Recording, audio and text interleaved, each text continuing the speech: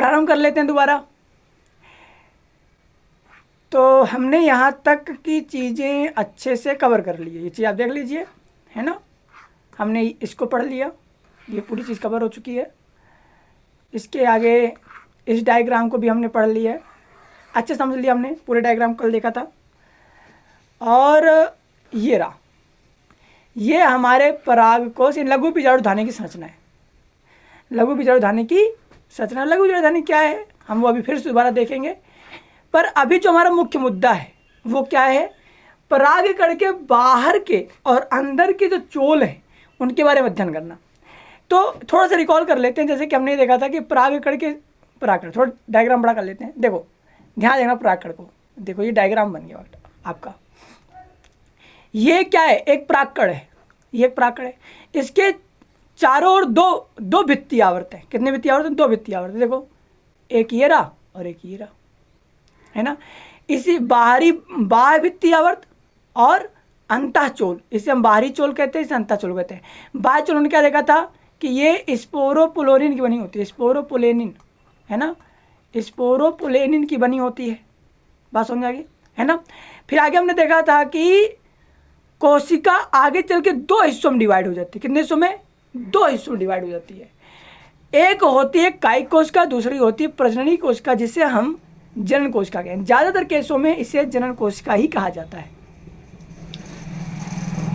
अब हम ये देखेंगे कि एनसीईआरटी इसके बारे में लिखता क्या है।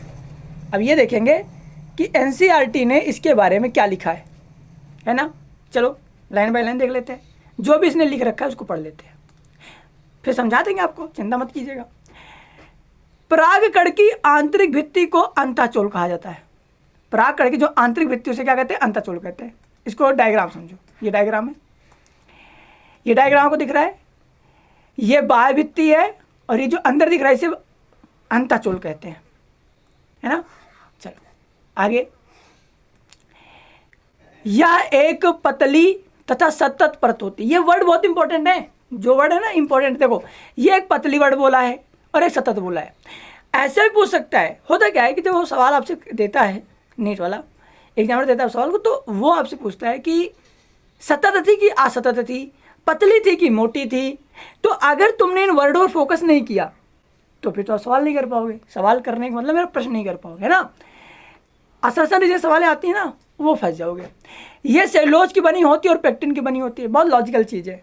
पादप जगत के परत सेलुलोज के ना बने हो चांस ही बहुत कम होता है, बहुत कम चांस होता है। ज़्यादातर केसों में सेलुलोज के बने होते हैं। परागकण का जीव द्रव्य, परागकण का जो जीव द्रव्य होता है जिसे हम साइटोप्लाज्म अंग्रेजी में कहते हैं। साइटोप्लाज्म एक प्लाज्मा भित्ति से क्या होता है, आवृत होता है। प्लाज्मा भित्ति से आवृत मतलब क्या है, प्लाज्मा भित्ति मतलब प्लाज्मा झिल्ली, प्लाज्मा मेम्ब्रेन, जीव द्रव्य झिल्ली। कोश का चैप्टर याद करो, कक्षा 11 का 8वां चैप्टर, उसमें तुमने सब चीज़ें पढ़ रखी हैं। भित्ति से आवृत होता है। आवृत का मतलब तो घेर के रखना, जैसे कि हमारे स्किन ने हमारे आंतरिक संरचना घेर के रखा है, उसी का आवृत्ति कहते हैं।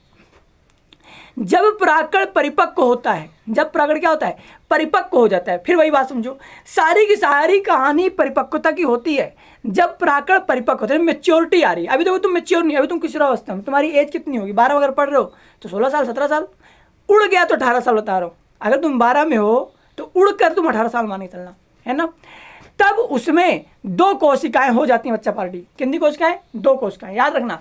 जब परागकण परिपक्व होता है तब उसका विभाजन 2 कोशिकाओं में हो जाता है। मतलब कि उसके अंदर का जो हिस्सा है वह 2 भागों में बढ़ गया। उसके अंदर का हिस्सा कितने भागों में बढ़ गया, 2 भागों में बढ़ गया। पहला कौन सा बेटा, कायिक कोशिका, और दूसरा कौन सा है, जनन कोशिका। पहला क्या है, कायिक कोशिका, और दूसरा क्या बेटा, जनन कोशिका। ये समाहित होती है, इसको भूल जाओ, ऐसे याद रखना कि 2 कोशिका में बढ़ जाती है। पहला है कायिक कोशिका और दूसरा है जनन कोशिका। कायिक कोशिका और जनन कोशिका। ये डायग्राम देखो, यहाँ पर देखो, पहले ध्यान से फोकस कर लेना इस डायग्राम को। अगर इस डायग्राम ध्यान से देखो बेटा, तो यहाँ जो इतना छोटा सा इलाका तुम्हें दिख रहा है, ये इतना छोटा सा इलाका, इसे हम जनन कोशिका कहते हैं। और इसके अंदर भी तुम्हें ये केंद्रक दिखाई दे रहा है। इसके बाहर का जो हिस्सा बचता है वो सारा हिस्सा क्या कहलाता है, कायिक कोशिका कहलाता है। क्या कहलाता है, उसे हम कायिक कोशिका कहलाता है। चलो अब एक चीज यहाँ पर देखो ध्यान से, कायिक कोशिका तुम्हें बड़ी दिख रही है क्या, काय कोशिका बड़ी दिख रही है ना, जबकि जनन कोशिका एकदम पतली सी छोटी सी दिख रही है। इसी के बारे में यहाँ पर ये बताएगा, इसी के बारे में यहाँ पर क्या करेगा, बताएगा। देखो क्या बोलता है कि कायिक कोशिका बड़ी ही होती है, सही बात है। कायिक, अच्छा सुनो, कायिक में क्या होता है, कायिक में क्या होता है, कायिक में शरीर होता है, शरीर नहीं बेटा, शरीर, काय में शरीर होता ना, तो कायिक में भी शरीर होता है, शरीर की कोशिका। कायिक कोशिका मतलब शरीर की कोशिका, जिसमें सारी चीज समाहित होगी। हमारे शरीर के अंदर दो प्रकार की कोशिकाएं होती है, एक होती है जनन कोशिका और दूसरी होती है कायिक कोशिका। जो तुम्हें अभी मेरा शरीर दिख रहा है, जो तुम्हारे शरीर है, वो कायिक कोशिका है। लेकिन जब आप मतलब कि सहवास में जाते हो, या जब आप क्या नाम है, जब आपके पापा मम्मी मिलते हैं आपस में, तो उस समय उनके अंदर से जो कोशिका निकलती है उसे जनन कोशिका कहते हैं। और मानव के पुरुष मानव का जो कोशिका शुक्राणु निकलता है वो जनन कोशिका है, वो जनन कोशिका है, बस याद रखना। इसमें प्रचुर खाद्य भंडार पाए जाते हैं, प्रचुर खाद्य भंडार है, गर्दन टेढ़ी लग रही है क्या, है ना। इसमें प्रचुर खाद्य भंडार पाए जाते हैं। भाई कायिक कोशिका में भोजन सारी चीजें होंगी, कायिक कोशिका में भोजन सारी चीजें होंगी, कायिक कोशिका में भोजन सारी चीजें होंगी, तथा एक विशाल अनियमित आकृति का केंद्रक होता है। डायग्राम देखो, क्या एक अनियमित आकृति केंद्रक तुम्हें दिखाई दे रहा है यहाँ पर, ये अनियमित आकृति, इसका कोई नियमित आकार नहीं है, तो अनियमित आकृति का केंद्रक होता है। आगे देखो, जनन कोशिका छोटी होती है, ये डायग्राम देखो ध्यान से, फिर से डायग्राम देखो। जनन कोशिका बच्चा छोटी होती है, ठीक है, समझ रहे बेटा, जनन कोशिका छोटी होती है। फिर देखो, तथा कायिक कोशिका के जीव द्रव में, तथा कायिक कोशिका के जीव द्रव में तैरती रहती है, सही बात है। देखना ध्यान से, ये कायिक कोशिका पूरा बेटा, ये कायिक कोशिका के जीव द्रव्य है, ये कायिक कोशिका है, कायिक कोशिका के अंदर ये सारा कायिक कोशिका जीव द्रव्य है, और इसी के अंदर तुम्हारा ये छोटा सा जनन कोशिका तैरता रहता है। या तुर्क आकृति का होता है, घने जीव द्रव्य वाला होता है, और एक केंद्रक वाला है, दिखाई दे रहा है बेटा यहाँ पर, ये तुर्क आकृति का है, घना केंद्रक है, इसके अंदर घना केंद्रक वाला, घने जीव द्रव्य, देखो घना मतलब क्या है, उसी इलाके के अंतर्गत तो रह रहे हैं, ये इसी के अंतर्गत तो रहते हैं, छोटा सा यार, इतने में ही जीव द्रव्य है और इतने में ही केंद्रक है, तो घना नहीं हो जाएगा, है ना, घना हो जाएगा। और एक केंद्रक होता है, एक केंद्रक। अब तुम ये सोचोगे, ये सोच सकते हो कि सर जी कोशिकाओं में तो एक केंद्रक होता है, नहीं, अभी तुम देखोगे कि यह एक केंद्रक नहीं, 8 केंद्रक भी होते हैं। कितने केंद्रक होते हैं, 8 केंद्रक भी होते हैं, बात समझ रहे हो, 8 केंद्रक भी आपको देखने को मिलेंगे, है ना। धूप जो है खुल रही है, कभी बादल हो रहा है, कभी धूप आ रहा है, तो इसलिए थोड़ा सा लाइट इधर उधर हो जाता है ना, तो मुझे एडजस्ट करना पड़ता है। चलो, इतनी कहानी हो गई परागकण की, ये परागकण की कहानी है। परागकण में इससे ज़्यादा जटिलता कहीं नहीं है, जितनी जटिलता थी परागकण की मैंने सारी आपको समझा दी है। डायग्राम याद कर लीजिएगा। नीट की तैयारी करते हो बेटा तो बहुत इंपॉर्टेंट है, ऐसे समझो कि नीट के लिए बहुत बेहद इंपॉर्टेंट, डायग्राम नीट के लिए बहुत इंपॉर्टेंट है। इस बार तो बहुत कम सवाल पूछे थे 2024 में, लेकिन अब चूंकि रीनीट मतलब कि नीट का लफड़ा फंस गया है, एनटीए के ऊपर विश्वास लोगों का कम हुआ है, तो एनटीए अपने आप को मेंटेन करने के लिए, अपना विश्वास मजबूत करने के लिए वो खेला तो खेलेगा भाई, इस बार तगड़ा खेलेगा। डायग्राम अच्छे तरीके से याद कर लीजिएगा। मेहनत करने का काम आपका है, पढ़ाने का काम मेरा है। मैं आपको पढ़ाऊंगा, नहीं समझ में आ रहा तो मुझे बताओ, मैं संशोधन करने की गुंजाइश है तो संशोधन करूंगा, लेकिन या तो भैया आपको करना पड़ेगा। सीधी बात है, कोई मेरे पास बालवीर की छड़ी नहीं है, मैं घुमा दूंगा आपको, छू कर दूंगा, हो जाएगा, ऐसा होने वाला नहीं है। कोई ऐसा कहता है कि मैं ऐसा करा दूंगा तो केवल आपको बेवकूफ़ बनाना चाहता है बस। क्यों, याद रखना, ये जीवन आपका है, बनना बिगड़ना भी आपका है, बननेगा बिगड़ेगा भी आपका, जीवन भी आपका। तो कहो तो मैं भी उल्टी सीधी बातें आपको बता दिया करूँगा, ऐसा होगा वैसा होगा। रियलिटी आप वाकिफ़ हो कि बिना रटे विद्या नहीं आती बेटा, जितना पढ़ेंगे उतना आपको आएगा। कहते हैं रटंत विद्या खुदंत पानी, रटने से विद्या आता है। चलो आगे बढ़ते हैं। अब यहाँ पर हम कुछ एक्स्ट्रा चीज़ें नोटिस करेंगे, कुछ एक्स्ट्रा चीज़ें। कैसे, देखो ध्यान से, है ना। अब जो बातें बताई जा रही है हम ये देखेंगे परागकण क्या खाना खाया पिया जा सकता है, क्या परागकण से एलर्जी हो सकती है, परागकण क्या दवा के रूप में सेवन किया जा सकता है, परागकण की लाइफ कितनी होती है, क्या लाइफ सभी में इतनी एक ही जैसी होती है, कुछ में ज़्यादा होती है कुछ में कम होती है। ये पूरा पैराग्राफ इसी पर बेस्ड है। तो देखो अनेक, यहाँ पर देखो 60% से अधिक प्रजाति, ऊपर की लाइन कहानी क्लियर होगी। अब उधर उधर मत देखो, उसका संबंध ऊपर का जो संबंध है उस इस लाइन का संबंध नीचे किसी भी लाइन से नहीं है। नीचे एक अलग पैराग्राफ चल रहा है, एक अलग स्टोरी चलेगी, एक अलग कहानी चलेगी। ऊपर जो था वो अलग था, अब नीचे अलग कहानी है ना। टॉपिक ही चेंज हो चुका है। यहाँ पर लाइफ ऑफ पॉलन ग्रेन की बात हो रही है, यानी कि परागकण की जिंदगी की बात होगी, उसकी लाइफ कितनी होगी, उसका सेवन कैसे करें, इसकी बात होगी। देखो क्या बोलता है बेटा, 60% से अधिक, 60% से अधिक आवृतबीजी के पादपों के परागकण इसे 2 कोशीय चरण में झड़ते हैं या संगलित होते हैं। कुल पादप जगत के 60% पादपों में परागकण द्विकोशीय होकर झड़ते हैं। द्विकोशीय मतलब जैसे उनमें कायिक कोशिका बनेगी, जनन कोशिका बनेगी। किंतु शेष प्रजातियों में जनन कोशिका से समसूत्री विभाजन द्वारा विभक्त होकर परागकण के झड़ने से पहले या 3 चरणीय 2 नर युग्मकों को बनाते हैं। कन्फ्यूजन क्रिएट हो रही होगी तो मैं फिर से सॉल्व कर देता हूँ। देखो याद करो, ऊपर तुमने क्या देखा था कि परागकण के बेटा परागकण का जो डिवीजन होता है 2 हिस्सों में हो जाता है। इसको याद करो, परागकण का डिवीजन 2 हिस्सों में हो जाता है, कायिक कोशिका में और जनन कोशिका में, है ना। तो 60% तक, 60% के आसपास जो पादप प्रजातियां हैं उनमें परागकण जो है 2 हिस्सों में डिवाइड होकर झड़ता है, एक कायिक कोशिका और दूसरा जनन कोशिका। लेकिन कभी कभी क्या होता है कि परागकण के 3 खंड हो जाते हैं। कितने खंड होते हैं? 3 खंड। एक कायिक कोशिका रहेगा और 2 जनन कोशिकाएं रहेंगी, और जितनी जनन कोशिका उतने ही नर युग्मक, क्योंकि जनन कोशिका नर युग्मक ही तो है ना। बस ऊपर का लाइन यही आपको कहना चाहता है, और ज़्यादा कंफ्यूज होने की आवश्यकता नहीं है। 3 चरण कुछ में तो देखो 60% तो याद कर लो, 60% कन्फर्म है, 60% 2 चरण, 60% 2 चरण बेटा, बाकी कितने परसेंट बचे? 40%, 40% में 3 चरण। बस 3 चरण याद करना, 3 चरण याद कर लेना कि 2 नर युग्मक होंगे, मतलब 2 जनन कोशिकाएं होंगी। बात समझे नहीं? समझे? जनन कोशिका तो अकेले होगी, लेकिन उसका भी डिवीजन हो जाए, समसूत्री विभाजन बेटा। समसूत्री विभाजन मतलब होता है कि उसी को 2 बराबर हिस्सों में डिवाइड कर दो, उसी को 2 बराबर हिस्सों में डिवाइड कर दो। चलो, अनेक प्रजातियों के परागकण, पहले तो ऊपर का पैराग्राफ क्लियर है कि नहीं क्लियर है? हाँ यार, देखो मेरे सामने तुम हो नहीं, लेकिन फिर भी मुझे जितना एहसास हो सकता है कि आपको ये प्रॉब्लम हो सकती है, मैं उतना आपको बता देता हूँ। मेरी बात समझ आ रही है?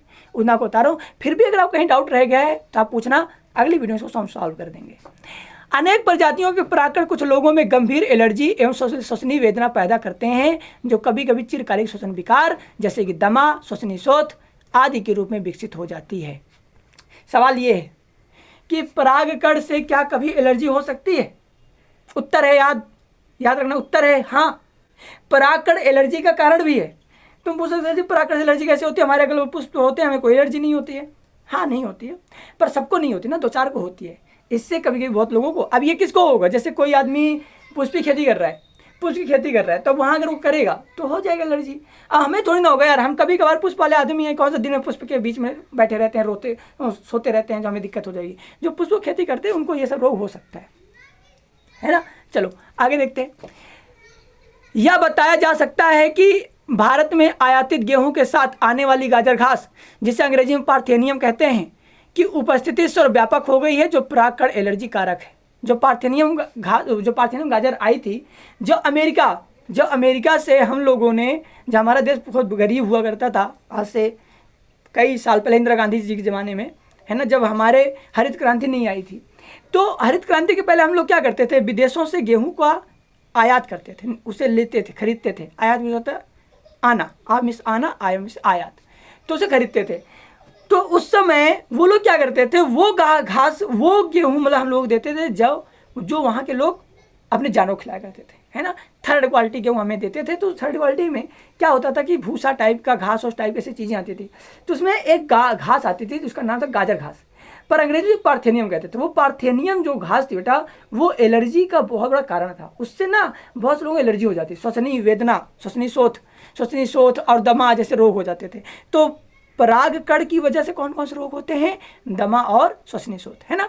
अमेरिका ने बहुत अत्याचार किया हमारे साथ। ऐसा नहीं है कि हम आज हमारे रिश्ते अच्छे हैं तो हमें ये सोचे रहे यार हमें तो अमेरिका को ऊपर करना चाहिए, लेकिन याद करना चाहिए कि हमारे पूर्वजों के साथ, हमारे बुजुर्गों के साथ तो अमेरिका ने बहुत अत्याचार किया। पाकिस्तान को सपोर्ट करता रहा हमेशा, आज भी करता है, लेकिन मजबूर है कि पाकिस्तान पूरी तरह खत्म हो चुका है, अब कुछ उसके बाद विकल्प नहीं बचे, है ना, गरीब भर भर कर आ चुकी है। गलत रास्ते पर चले तो भैया क्या होगा, वही होगा जो मंजूर खुदा होगा। राम वही है, वही जो राम रच राखा, है ना, राम ने जो रचा है वो तो होना ही है, उसको टाल सकते हैं ना हम ना आप। चलो, परागकण पोषणों से भरपूर होते हैं। परागकण पोषण से भरपूर होते हैं। तुम भोजन क्यों करते हो? पोषण ग्रहण करने के लिए। पोषण में क्या होता है? ताकत होती है, एनर्जी होती है, कार्बोहाइड्रेट होता है, विटामिन होते हैं, मिनरल्स होते हैं, है ना, और कई प्रकार की चीज़ें होती हैं। उनको खाते हो तो आपको ताकत मिलती है, एनर्जी मिलती है। तो परागकण पोषण होगा तो परागकण खाते हैं। देखो गाँव में क्या होता है, हमारे गाँव में हम लोग खुद है, एक ज़माना हुआ करता था जब हम लोग गुड़हल का फूल खाते थे, गुड़हल का फूल, कनेल का फूल, सच में कह रहा हूँ, गुड़हल खाते थे। और सच में कह रहा हूँ, उसको खाने के बाद ना थोड़ा सा जब वो पूरा खिलता नहीं था, पूरा खिलने से पहले कली के रूप में उसको खा लेते थे, अच्छा लगता था, ताकत भी आती। अब ऐसा नहीं है कि भाई तुम मुझे बॉडी बिल्डर हो जाओगे, ऐसी बात नहीं है, लेकिन अच्छा लगता था, एक एनर्जी टाइप की फीलिंग आ जाती थी। हाल के वर्षों में आहार संपूरकों के रूप में पराग गोलियों यानी टैबलेट्स के लेने का प्रचलन बढ़ा है। आप भी जानते हो, आप विटामिन की दवाएं बहुत से लोग लेते हैं, जैसे रिवाइटल, तुमने नाम सुना होगा, रिवाइटल जो है बेटा वो गोली के रूप में दी जाती है, और वो एनर्जी का सोर्स ही तो है, उसको खाने के बाद आपको एनर्जी मिल जाती है, विटामिन में भरी रहती है ना। और इसी प्रकार से एक बी नाम की कोई दवा आती है, मुझे याद नहीं आ रहा है ना, उसमें भी विटामिन होती है। पश्चिमी देशों में भारी मात्रा में पराग उत्पाद गोलियों सिरप के रूप में बाजारों में उपलब्ध है। अगर आप पश्चिमी देशों की ओर जाएं, पश्चिमी देश का मतलब क्या है आप समझ रहे हो? पश्चिमी देश इस तरफ के जो देश हैं, है ना, इस तरफ के जो देश हैं, जैसे कि अमेरिका हो गया, ब्रिटेन हो गया, फ्रांस हो गया, जर्मनी हो गया, इन सब देशों में आप जाएंगे, देखिए हमारे यहाँ बहुत कम मिलता है, लेकिन उधर आप देखेंगे कि परागकण की दवाएँ आती हैं जो एनर्जी के रूप में जिसका सेवन कर सकते हैं। पराग खपत का यह दावा है, पराग खपत का मतलब क्या है? पराग बनाने वाले का, पराग बनाने वाले का यह दावा है कि यह खिलाड़ी एवं धावक अश्वों, खिलाड़ी मतलब जो खेलते होलते हैं, और धावक अश्व का मतलब क्या है? जो घोड़े, है ना। अब घोड़ा अश्व में क्या होता है? घोड़ा। और धावक दौड़ने वाले घोड़े। अब कुछ क्या ऐसा कौन सा घोड़ा दौड़ता नहीं है मेरे भाई, सुनो, दो तीन प्रकार के, एक होता है एक्का जिसे गाँव का बुग्गी कहते हैं, बग्घी जिसे कहते हैं, उसमें घोड़ा लगा। एक होता है जिसमें रेसिंग होती है घोड़े की, है ना, तो उस घोड़े की बात हो रही है। वरना तुम कह रहे यार जी क्या पका रहे हो इतनी देर से, है ना भाई, पका नहीं रहा हूँ, तुम्हें समझा रहा हूँ। जैसा टॉपिक रहेगा वैसा एक्सप्लेनेशन रहेगा, सिंपल सी कहानी है। टॉपिक जैसा रहेगा वैसा एक्सप्लेनेशन रहेगा। हो सकता है ये चीज़ आसान है तो तुम्हें बहुत अच्छा लग रहा होगा, अरे यार इसको हटाओ आगे बढ़ते हैं, तो ठीक है मैं हटा देता हूँ, आगे बढ़ जाता हूँ, है ना, हटा देता हूँ, आगे बढ़ जाता हूँ। चलो, परागकण जब एक बार झड़ते हैं तो वे अपनी जीवन क्षमता यानी अंकुर क्षमता खोने से पहले वर्तिकाग्र पर गिरते हैं। परागकण जब एक बार झड़ते हैं, जब एक बार झड़ जाते हैं तो वे अंकुरित होने से पहले क्या करते हैं? जब वे झड़ते हैं तो ये अपनी जीवन क्षमता को खोने से पहले, अपनी जीवन क्षमता यानी अंकुरण की क्षमता को खोने से पहले वर्तिकाग्र पर गिरते हैं। याद करना वर्तिकाग्र क्या होती है? जब हम अंडाशय बनाते हैं, याद आ रहा है क्या आपको? जब अंडाशय बनाते हैं तो ये जो हिस्सा है बेटा ऊपर का वर्तिकाग्र, बड़ा वाला हिस्सा, इसे वर्तिकाग्र कहते हैं, इसे वर्तिका कहते हैं, और इसे अंडाशय कहते हैं। याद आ रहा है? अंडाशय। और मेरा निवेदन उन बच्चों से, अगर आपको लग रहा है स्पीड स्लो है तो आप वीडियो को थोड़ा सा बढ़ा दीजिए, आपकी इच्छा है 1.25 पे कर लीजिए स्पीड, आपकी और तेज हो जाएगी। वो तो आप पर निर्भर है, बाकी आदत है तो मेरी तो पूरे रिलैक्स एंड कूल होकर पढ़ाने की। जहाँ यदि आवश्यकता हुई तो निषेचन करेंगे भाई, अगर आवश्यकता है तो निषेचन होगा, आवश्यकता नहीं है तो निषेचन नहीं होगा। आपके विचार से परागकणों में जीवन क्षमता कितने समय तक रहती है आपको बताना है। चलो मैं पूछता हूँ, आप बताइए परागकण की जीवन क्षमता कितनी देर की होती है ना, तो आप अंदाजा नहीं लगा पाएंगे। कोई बोले 1 दिन, कोई बोले 10 दिन, कुछ भी हो सकती है। कौन सा परागकण कितने समय तक जीवन क्षमता रखता, जीवन क्षम रहता है? जीवन क्षम मतलब कि जिंदा रहता है ना, तो वो निषेचन कर सकता है। देखो इसमें बहुत सारी विविधताएं पाई जाती हैं बेटा, बहुत सारी विविधताएं, इसमें बहुत सारी विविधताएं पाई जाती हैं। विविधताएं मतलब समझते हो ना कि हाँ कोई 1-2 दिन जिंदा रह सकता है, कोई 1 साल जिंदा रह सकता है। बहुत हद तक यह विद्यमान तापमान आर्द्रता पर निर्भर करता है, और ये डिपेंड करता है कि उस जहाँ पर वो परागकण है वहाँ का तापमान कैसा है, वहाँ पर आर्द्रता कैसी है, आर्द्रता में वहाँ की वायु में ठंडापन है या रूखापन है, सूखापन है। कुछ अनाजों जैसे कि धान एवं गेहूँ में परागकण अपनी जीवन क्षमता बहुत जल्दी लगभग 30 मिनट खो देते हैं। इंपॉर्टेंट बात है, 30 मिनट की जीवन क्षमता किसकी होती है? गेहूँ और धान की, जो हमारे खेतों खलिहानों में लगते हैं। जबकि गुलाब बहुत बेटा, जो गुलाब की फैमिली संबंधित हो, जिसे रोजेसी अंग्रेजी में कहते हैं। लेग्यूमिनेसी बेटा जो दलहन होती हैं, और सोलेनेसी है ना, सोलेनेसी आदि कुछ सदस्यों में परागकणों की जीवन क्षमता महीनों तक बनी रहती है। इनमें जीवन क्षमता महीनों तक रहती है। आपने शायद सुना हो कि कृत्रिम गर्भाधान के लिए मानव सहित बहुत से जानवरों के वीर्य यानी शुक्राणुओं का भंडारण किया जाता है। अगर तुम गांव से बिलोंग करते हो, तुम्हारे गांव में डॉक्टर आता हो जानवर को भरने के लिए, गाय और भैंस को भरने के लिए, बकरियों को भरने के लिए, और आपने देखा बगल में एक टंकी ऐसे लगाया, गाड़ी वो टंकी लगाया रहता है, उस टंकी में देखो ऐसे निकालता है, धुआं निकलता है ना। तो आप उससे पूछ लीजिएगा तो बताएगा आपको नाइट्रोजन गैस में भरी होती है ना, जो कूलन का काम करती है, ठंडेपन का काम करती है। तो ऐसे ही परागकणों को संरक्षित रखा जाता है, लेकिन उसका तापमान कितना है, -196 डिग्री सेल्सियस। जबकि जो वो शुक्राणु सीमेन से, उसे सीमेन बोलेंगे। शुक्राणु बोलोगे ना तो बहुत, अब गांव के लोग भी जो अनपढ़ लिखे है ना वो भी सीमेन बोलते हैं, है ना, तो सीमेन बोलेंगे। तो सीमेन आप चाहे जो मतलब कि शुक्राणु बोल दीजिए, उसका तापमान एक -196 नहीं होता, लेकिन थोड़ा कम होता है क्योंकि शुक्राणु है, ये परागकण है, दोनों कंडीशन अलग है तो इसका तापमान भी अलग अलग हो जाएगा। इस प्रकार से भंडारित पराग का प्रयोग बीज भंडार के भांति पराग भंडारों के रूप में फसल प्रजनन कार्यक्रम में भी किया जा सकता है, कार्यक्रम में किया जा सकता है। तो देखो बच्चा, अब तक हमने ये देख लिया परागकण की पूरी कहानी, पुमंग की पूरी कहानी हो गई है ना। थोड़ा देखो बगल में देखो, इधर हमने अब तक ये चीज़ें पढ़ ली। अब जो हम पढ़ेंगे वो स्त्री केसर के बारे में पढ़ेंगे। देखो ये दिखाई दे रहा है, ये स्त्री केसर। अब हम स्त्री केसर पढ़ेंगे। अभी तक हमने पुंकेसर के बारे में पढ़ा, ये पुंकेसरों की कहानी है, ये पुंकेसर जो भी चीज़ देख रहे पुंकेसर। और मैंने कल ही आपको बताया था कि पुंकेसर जो होते हैं, जनन अंग की बात आती है तो स्त्री केसर बहुत जटिल है, पुंकेसर बहुत आसान है। पुंकेसर बहुत आसान है, अभी तक आपने पढ़ा, बहुत इंजॉय के साथ पढ़ा होगा। आगे आपको नज़र ज़्यादा बनानी पड़ेगी, आगे आपको नज़र बहुत ज़्यादा पढ़ाना, मतलब बहुत ज़्यादा नज़र बना के रखनी पड़ेगी। तो नज़र बचा के रखिएगा। उम्मीद करते हैं कि आपको सब समझ में आए, और मैं पूरा विश्वास और पूरी उम्मीद के साथ आपको पढ़ाऊँगा कि मैं जो आपको पढ़ाऊँ वो आपको समझ में आए, है ना। जो मैं आपको पढ़ाऊँ वो आपको समझ में आए। तो आपको पढ़ाया जाए इससे पहले आप ये डायग्राम देखिए, बहुत इंपॉर्टेंट डायग्राम है ये। बस इतना याद रखिए, एक डायग्राम आ है, एक डायग्राम बा है, एक डायग्राम सा है। रिलेशन बा और सम ज़्यादा है तो आप बा और सम ध्यान दीजिएगा। नोटिस करें आप, तो यहाँ पर ये जो डायग्राम जा रहा है ये सारे जुड़े जुड़े हैं।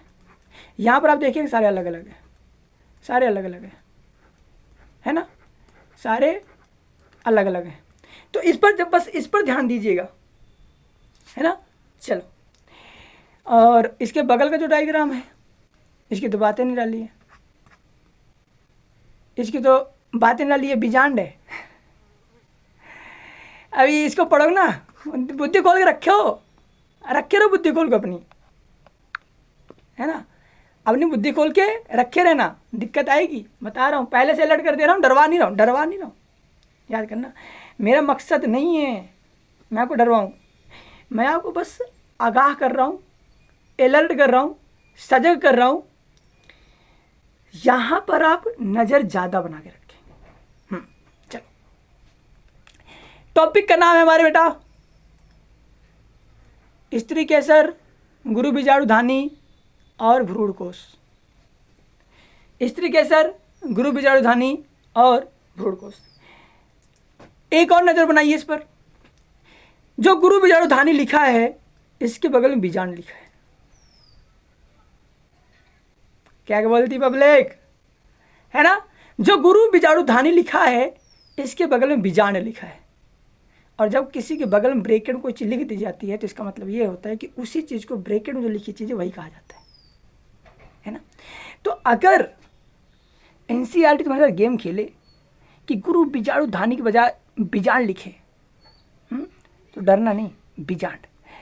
एक बार और डायग्राम को देख लो, अंडाशय के बीच में बेटा तुम तिक्के 3 बना दो। ये तो तिक्के 3 तुम्हें दिखता है ना, ये बीजांड है, यही बीजांड है, और ये बहुत ही महत्वपूर्ण है। पूरी संरचना में इसका इतना इंपॉर्टेंस है कि आप कल्पना नहीं कर सकते हो। आप कल्पना नहीं कर सकते हो, विश्वास नहीं हो तो आगे पढ़ते चलो, कुछ समझ आ जाएगा, है ना। और फिर से स्त्री केसर समझ में आया तो इस चैप्टर में कुछ बचा ही नहीं, सच कह रहा हूँ। तो बकायदा नजर बनाइएगा। चलिए स्टार्ट करते हैं हम लोग। जायांग पुष्प के स्त्री जनन अंग का प्रतिनिधित्व करता है। कभी कि मन करता है यार एनसीईआरटी वालों 2-4 बात कह दूं।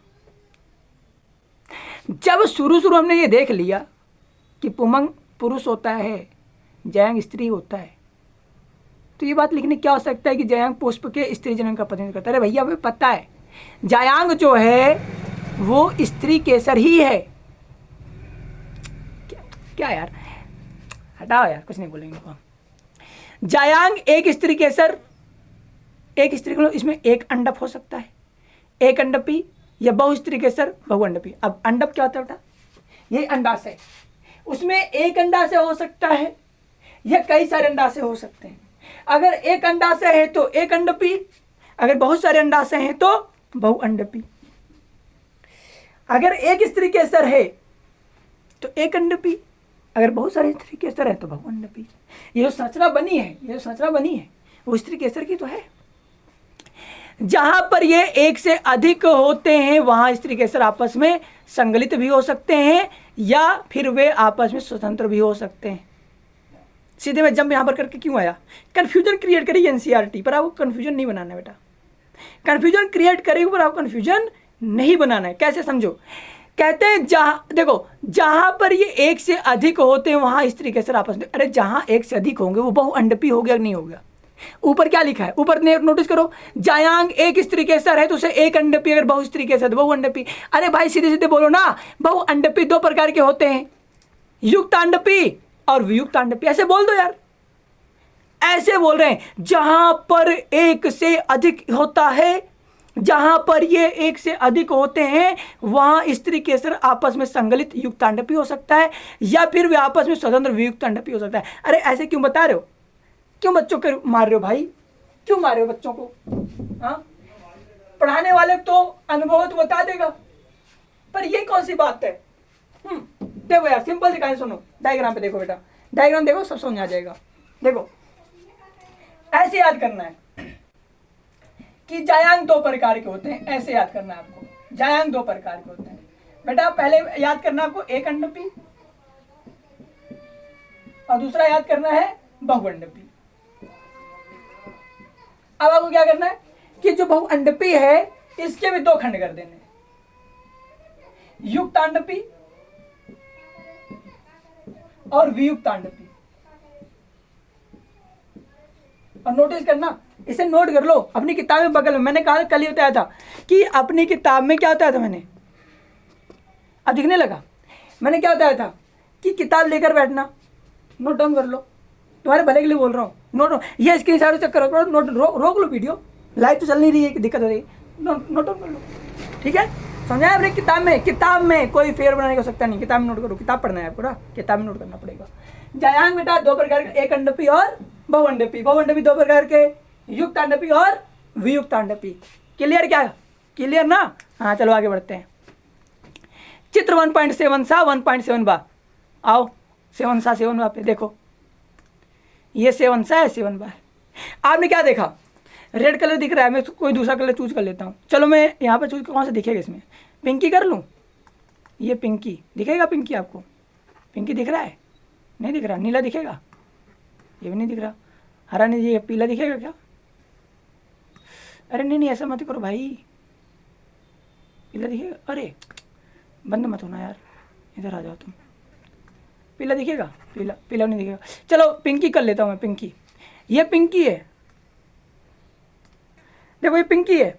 यहाँ पर देखना, नोटिस करना बेटा, जितने भी ये सारे संगलित हैं, ये सारे संगलित हैं। ये देखो ये और नहीं समझ आ रहा, और समझाता हूँ और आपको। देखो सारे संगलित हैं, देखो डायग्राम देखो, ऐसे करो, ऐसे करो, ऐसे करो, ऐसे करो, ये सारे संगलित हैं, है ना? दिखने लगा ना? ये इधर देखो, ये अरे इधर देखो, ऐसे टाइप के ये सारे संगलित हैं। यहाँ पर देखो ये अलग से जा रहा है, ये अपना अलग से जा रहा है, ये अपना अलग जा रहा है भाई, ये इसके अलग, सबका अपना अलग अलग स्वैग है, सब अपने अपने मस्त हैं, है ना? तो चूंकि अलग अलग है, लेकिन देखो सारे कई सारे अंडप हैं, बहुअंडपी हैं। तो जो बेटा तुम्हारे बाई हो रहा है ना, बा वाला ये क्या है, जुड़ा हुआ है, तो युक्त अंडपी। और जो तुम्हारे इस तरफ है बा वाला, सा वाला, ये क्या अलग अलग है, वियुक्त अंडपी। वियुक्त से अलग होना, वियुक्त अंडपी अलग अलग है, अलग युक्त अंडपी नहीं है, वियुक्त अंडपी है, अलग अलग है।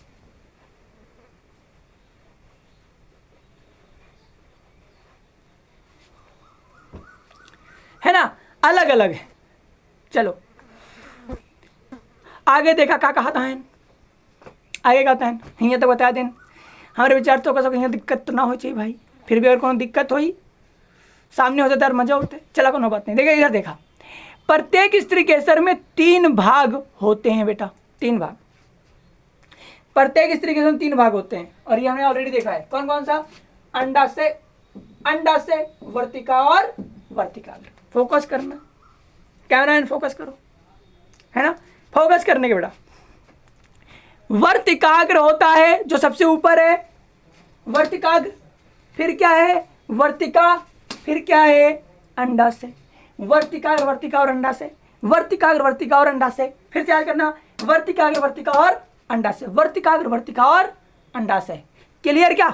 बोलो भाई, क्लियर नहीं क्लियर है ना? चीजें क्लियर हो चुकी है ना? चलो आगे बढ़ते हैं। अब देखो सुनना ध्यान से, वर्तिकाग्र परागकणों के अवतरण मंच का काम करता है। परागकण बेटा, अब मान लेते हैं यहां परागकण है, ये परागकण है, पढ़िए। अब ये परागकण आएगा, इस पे अगर गिरेगा, इस पे अगर गिरेगा, तो ये अवतरण मंच का कार्य कर नहीं कर रहा है। अवतरण मंच का मतलब होता है कि कोई चीज कहां पर रुकेगी, कोई चीज कहां पर आकर रुकेगी। आप इसको समझो, तुम्हारी साइकिल है, तुम साइकिल लेके चलते हो, तो मैंने जब घर से निकलते हो तो तुम अपनी साइकिल कहाँ खड़ी करते हो भाई? वहीं पर खड़ी करते हो जहाँ पर स्कूल में स्टैंड होगा, है ना। बाकी 2-4 बोले सर जी नहीं है तो हो गया, और खड़ी करते हैं। भैया तुम्हारी बात नहीं करो, मैं मोस्ट ऑफ द केस की बात करते हैं, मेजोरिटी की बात करते हैं। तो वहाँ पर खड़ी होगी जहाँ स्टैंड है ना। तो इसको इसमें जाना है तो शुरुआत तेज करनी पड़ेगी। इधर से जा नहीं सकता, इधर से जा नहीं सकता, इधर जा नहीं सकता, कहाँ जाएगा? अरे यार वर्तिकाग्र से ही जाएगा, सिंपल कहानी वर्तिकाग्र से आएगा। कहाँ से? वर्तिकाग्र से। Point clear? चलो आगे बढ़ते हैं हम लोग। वर्तिका क्या? वर्तिका एक वर्तिका होगी, वर्तिका कहानी खत्म होगी, वर्तिका से अब जिसे कुछ नहीं कहेगा। अब बात करते हैं वर्तिका, इसकी बात कर रहे हैं। वर्तिका, वर्तिका एक दीर्घीकृत पतला ऐसे मेरे भाती सुटकुना सा, है ना, पतला इकहरा, इकहरे में से होता है ककहरा, इकहरा, इकहरे में से एक भाग है जो वर्तिका, अरे गलत लिखा है, वर्तिकाग्र नहीं बेटा, वर्तिकाग्र है ये, वर्तिकाग्र के नीचे होता है। एनसीईआरटी वाले हैं, मिस प्रिंट करते हैं 2-4। मैं बताऊंगा हिंदी माध्यम में कि कितनी गलतियां करते हैं।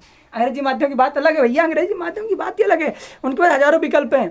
हिंदी माध्यम में कुछ विकल्प ही नहीं यार, हिंदी माध्यम के पास तो कोई एनसीईआरटी पढ़ाता ही नहीं है, समस्या ये भी है ना। वर्तिका जो है वर्तिकाग्र नीचे पाया जाता है, मिसप्रिंट है, इसलिए मैंने कहा किताब लेकर बैठा करो और उसे तुरंत शुद्ध करो, कहीं और मत जाओ, तुरंत शुद्ध अभी के अभी करो। सच में करो, मेरे सामने होते ना तो मैं करा देता इसे, पर कोई नहीं, बाकी तुम्हारी इच्छा, तुम आजाद हो मेरे काम पढ़ाने का, पसंद है पढ़ना, नहीं पसंद मत पढ़ना। मैं ऐसा नहीं करूँ बेटा, आपकी इच्छा, मैं चाहूँगा पढ़ो पर आपकी इच्छा है, क्या कर सकते इसमें। चलो हटाओ।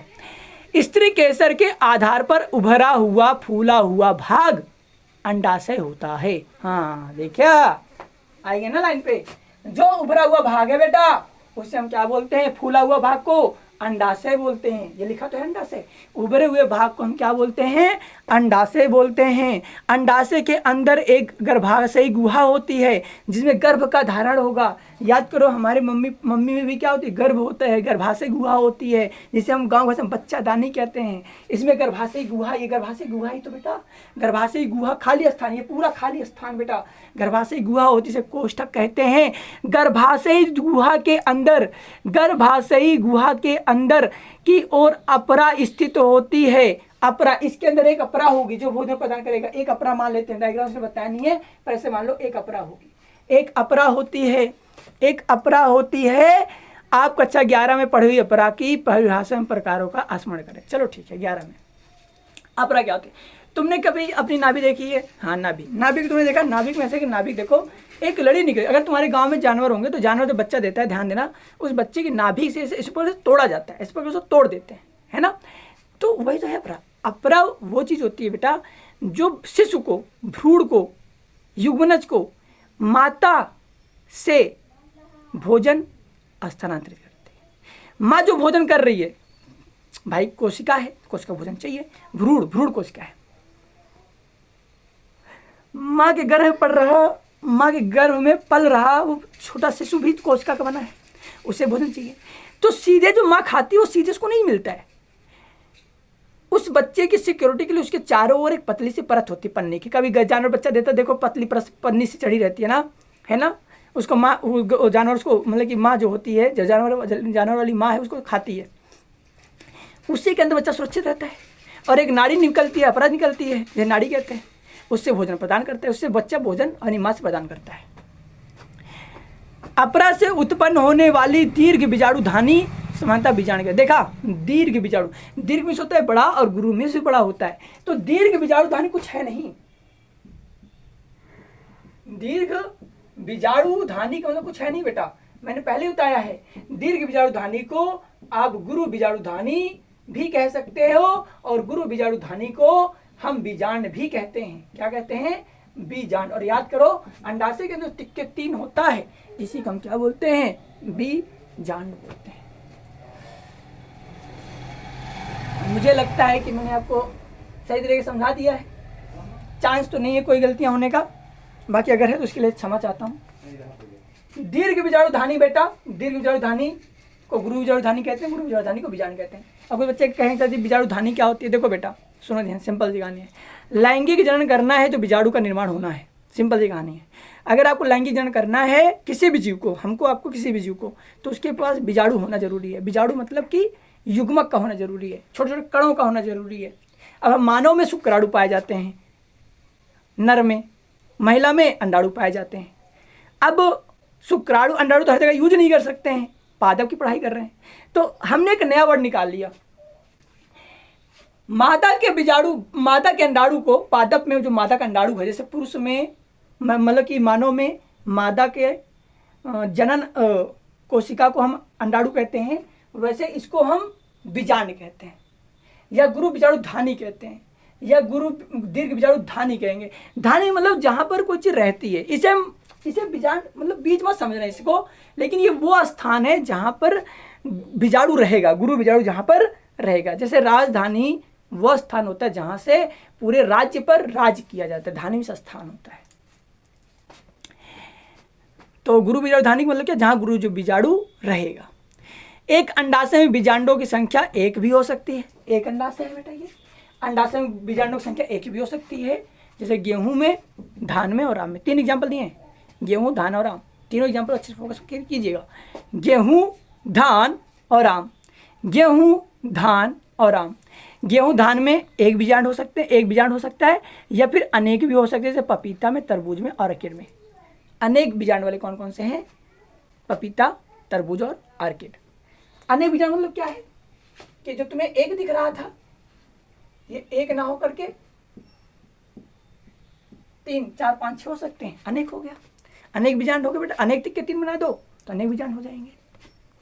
एग्जाम्पल बहुत इंपॉर्टेंट, ये नीट के लिए बहुत इंपॉर्टेंट है। सारे एग्जाम्पल फोकस करना है, इन सब चीज़ों पर पढ़ाई करो। अब बोर्ड की तैयारी करो तो कोई दिक्कत नहीं है। गुरु बीजाणु धानी की बात करते हैं। पानी पी लूँ क्या? तो बताओ, इतनी बात बताओ, समझ में आई नहीं समझ में आई? है ना?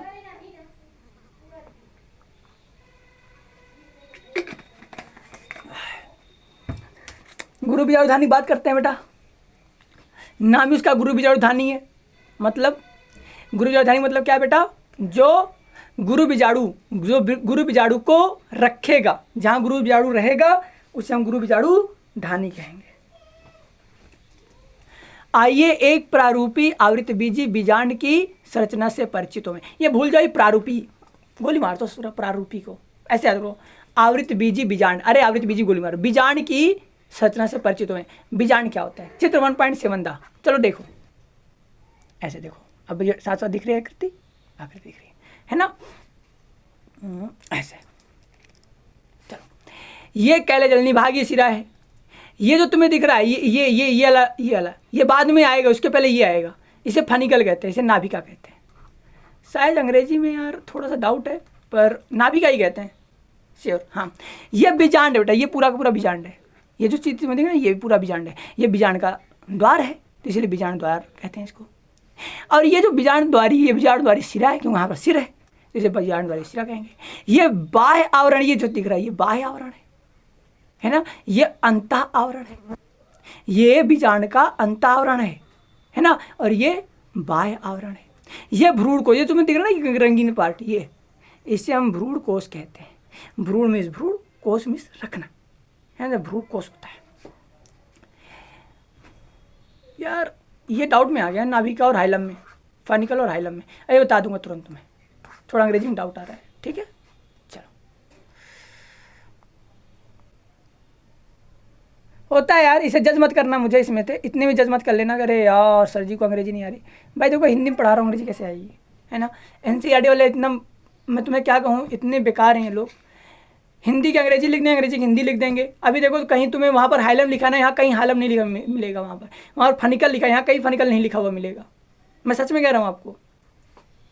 अब ये दर्द ना वही आदमी जानता है जिसने नीट की तैयारी की है, जिसने नीट के बच्चों को पढ़ाया है, जो एनसीईआरटी पढ़ता है। बोर्ड में ना बेटा पढ़ाते उड़ाते नहीं इसको, मैं सच में कह रहा हूँ। यूपी बोर्ड में आप चलो, मैं देखो मैं यूपी से बिलोंग करता हूँ और मैं जानता हूँ यहाँ कोई पढ़ाता उड़ाता नहीं है। कौन इतना रिस्क लेगा यार, इसे प्रत्युत्तर नहीं मिलेंगे आपको, क्यों मारा मारी करे कोई। बच्चों को पास कराना है, डॉक्टर थोड़ी ना बनाना है, तो वो काम चलाओ पढ़ा देते हैं बस यार, मैं सच्ची कह रहा हूँ। ये जब से ऑनलाइन जमाना आ गया तब से इतना ज़्यादा कुछ चलने लगा है। सिर्फ बेसिक ट्रेंड बड़ा, मतलब कि एनसीईआरटी पढ़ने लोग मतलब प्रेशर डालते हैं, पढ़ाओ भाई एनसीईआरटी पढ़ाओ। गांव में यार सब चीज़ों के बच्चों कोचिंग जाते हैं, माता तो पता ही नहीं कहाँ जाते हैं, कहाँ नहीं जाते हैं, क्या पढ़ रहे हैं क्या नहीं पढ़ रहे हैं। बच्चे नादान होते हैं, ना समझ होते हैं, उनका दोस्त कोई होता नहीं है। टीचर भी इतना रिस्क लेना नहीं चाहता है, सच्चे टीचर इतना ज़्यादा थोड़ी ना रिस्क लेगा। अरे यार हटा, कौन झंझट पाले इतना कि यार एक एक वर्ड को एक्सप्लेन करो, समझाते हुए चलो। उसने यार देखो जितने भी टीचर पुराने जमाने टीचर हैं सब बिना एनसीईआरटी पढ़ कर आए हैं।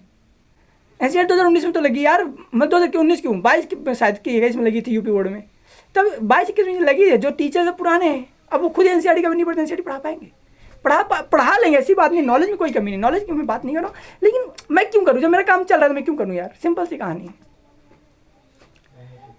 गुरु बीजांड ने बीजांड देखा तो हो गया बेटा। बीजांड एक छोटी संरचना है जो एक वृंत या डंठल, जिसे बीजांड वृंत कहते हैं, द्वारा अपरा से जुड़ी होती है। देखा बीजांड वृंत, अरे वो बीजांड वृंत क्या, ये है बीजांड वृंत यार, ये देखो ये बीजांड वृंत बेटा, ये है बीजांड वृंत द्वारा, ये हाँ फनिकल बीजांड वृंत कहते हैं। फनिकल को बेटा बीजांड वृंत कहते हैं। आ गया, मिल गया ना। मैंने कहा ना क्या ना कि वर्ड ही इनका ऐसा है कि तुम बच्चे बहुत कन्फ्यूजन क्रिएट करते हैं यार, थोड़ा मोड़ा नहीं बहुत ज़्यादा। फनिकल बेटा बीजांड वृंत नहीं कहते हैं, बीजांड वृंत कहते हैं, ठीक है। फनिकल को बीजांड वृंत कहेंगे और ये नाभिका है, इसे हाइलम को नाभिका कहते हैं। ये याद आ रहा, मुझे कन्फ्यूजन थी, मैंने बताया नाभिका में कन्फ्यूजन है ना, बता दिया मैंने आपको। देखो अपरा द्वारा, इसको अब ना इसको डायग्राम कैसे बना लो, ये डायग्राम में ऐसे कर दो, ये डायग्राम हो गया है ना।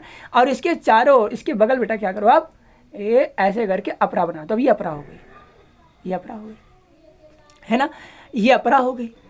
अब नोटिस करो, अपरा बीजांड वृंत द्वारा, जो बीजांड होता है वो अपरा से बीजांड वृंत पे जुड़ा रहता है। और ये जो हिस्सा तुम्हें दिख रहा है बेटा, ये बीजांड वृंत हो गया, यानी फाइन इस डायग्राम थोड़ा ऐसे कर दो, ये बीजांड वृंत हो गया, फनिकल बीजांड वृंत हो गया है ना। और ये जो नीचे तुम्हें दिख रहा है ये तुम्हारा ये नाभिक ये हाइलम, यहाँ पर ये डायग्राम यहाँ लेकर आ गया है, यहीं पर इसको रोकना चाहिए था इसको, ये हाइलम हो गया, ये हाइलम हो जाएगा है ना, ठीक है। क्योंकि ये डायग्राम बेटा आगे चल के ऐसे करके कंबाइंड होता है, ये इसमें कंबाइंड हो जाता है, या इसमें ऐसे कंबाइंड होना चाहिए इसको, ठीक है। फिर भी देखते हैं,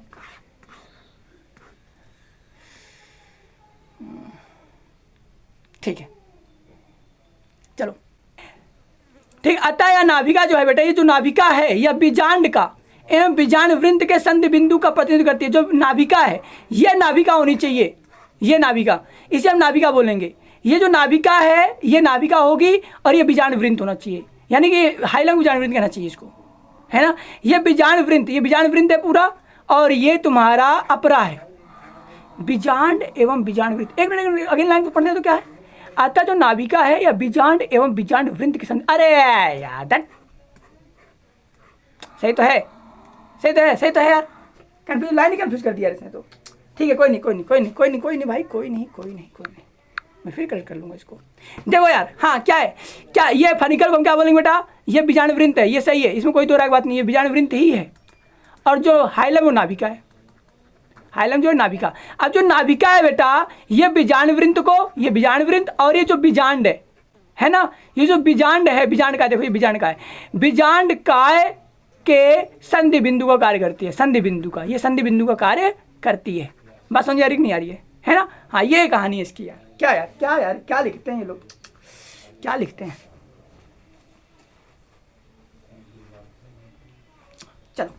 ठीक है, आगे बढ़े। अब मैं जान रहा हूँ 2-4 बच्चे मुझे 2-4 बात बोलेंगे, कहेंगे यार आते हैं तो पढ़ाता क्यों है। ठीक है, चूँकि गलती मेरे से हुई है तो उसका भुक्तभोगी भी मैं हूँगा, है ना। चलो कोई नहीं, आगे देखते हैं। प्रत्येक बीजांड में 1 या 2 अध्या आवरण नामक संरक्षक आवरण होते हैं। सही है, प्रत्येक बीजांड में 1 ही हो सकता है बेटा, या 2 हो सकता है। पर आपने क्या देखा है, हमारे जो बीजांड का चित्र दिखाएगा उसमें 2 है। कौन कौन से? एक तो ये तुम्हें दिखाई दे रहा है बाह्य आवरण और दूसरा अंतः आवरण। ये बाह्य आवरण बेटा और ये अंतः आवरण। क्लियर है? क्लियर है नहीं क्लियर है? हाँ क्लियर होना चाहिए। ठीक है, चलो आगे। आगे क्या बोलता है, यह अध्या आवरण बीजांड को चारों ओर से घेरे होता है, केवल बीजांड द्वारी नामक आयोजित छोटे रंध्र को छोड़कर। केवल बीजांड द्वारी, ऊपर लाइन के देखो, फिर से आओ देखो। यह जो आवरण होता है, बीजांड आवरण जो है, ये बीजांड को चारों ओर से घेर कर, देखो इधर से घेर के रखा है, इधर से भी घेर के रखा है, इधर से भी घेर के रखा है बेटा, है ना, इधर से इसको घेर के रखा है। तो ये चारों ओर से इसको घेर के रखा, और ये देखो ये इसको घेर कर ऐसे ऐसे करता हुआ जा रहा है, चारों ओर घेर के रखा है। लेकिन अगर आप ध्यान से देखेंगे तो ये जो इलाका है, ये जो इसका इलाका है बेटा, यहाँ पर, चलो यहाँ पर ध्यान दो, यहाँ पर नहीं, इधर देखो, इस कलर से कर दें क्या। चलो ये जो इलाका है इसका, ये कहाँ गया, ये इलाका है ना, नहीं यार, चलो ये जो इलाका है इसका, ये इलाका इसका खाली रहता है। देखो ये पूरा पूरा इलाका खाली है कि नहीं, खाली है, खाली है ना, ये पूरा पूरा इसका इलाका क्या है, खाली है।